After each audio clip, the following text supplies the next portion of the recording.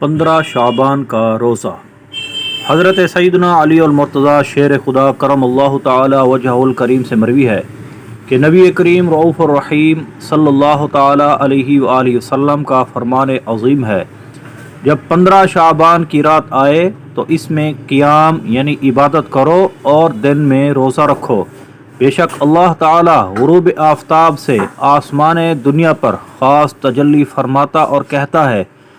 کوئی مجھ سے مغفرت طلب کرنے والا کہ اسے بخش دوں، ہے کوئی روزی طلب کرنے والا کہ اسے روزی دوں، ہے کوئی مصیبت زدہ کہ اسے عافیت عطا کروں، ہے کوئی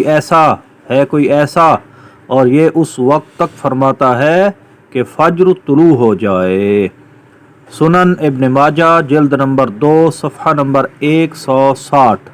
حدیث نمبر 1388۔ شب برات میں اعمال نامے تبدیل ہوتے ہیں، لہذا ممکن ہو تو 14 شعبان المعظم کو بھی روزہ رکھ لیا جائے تاکہ اعمال نامے کے آخری دن بھی روزہ ہو۔ 14 شعبان کو عصر کی نماز با جماعت پڑھ کر وہیں نفل اعتکاف کر لیا جائے اور نماز مغرب کی انتظار کی نیت سے مسجد ہی میں ٹھہرا جائے تاکہ اعمال نامہ تبدیل ہونے کے آخری لمحات میں مسجد کی حاضری، اعتکاف اور انتظار نماز وغیرہ کا ثواب لکھا جائے،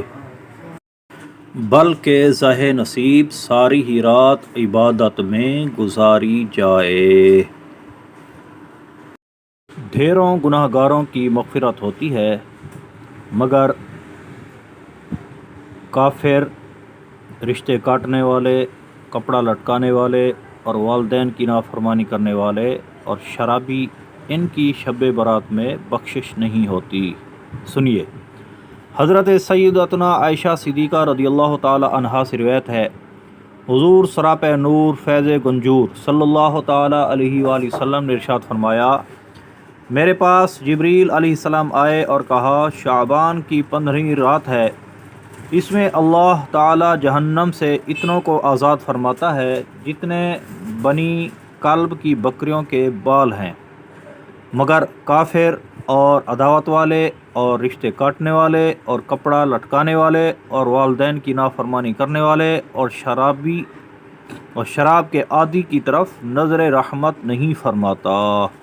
شعب الایمان جلد نمبر 3 صفحہ نمبر 384۔ حدیث پاک میں کپڑا لٹکانے والے کا جو بیان ہے، اس سے مراد وہ لوگ ہیں جو تکبر کے ساتھ ٹخنوں کے نیچے تہبند یا پاجامہ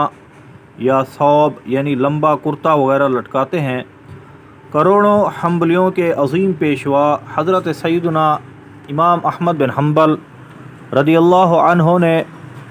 حضرت سیدنا عبداللہ ابن عمرو رضی اللہ تعالی عنہما سے جو روایت نقل کی، اس میں قاتل کا بھی ذکر ہے۔ مسند امام احمد جلد نمبر 2 صفحہ نمبر 599۔ حضرت سیدنا کثیر بن مرہ رضی اللہ تعالی عنہ سے روایت ہے کہ تاجدار رسالت سراپہ رحمت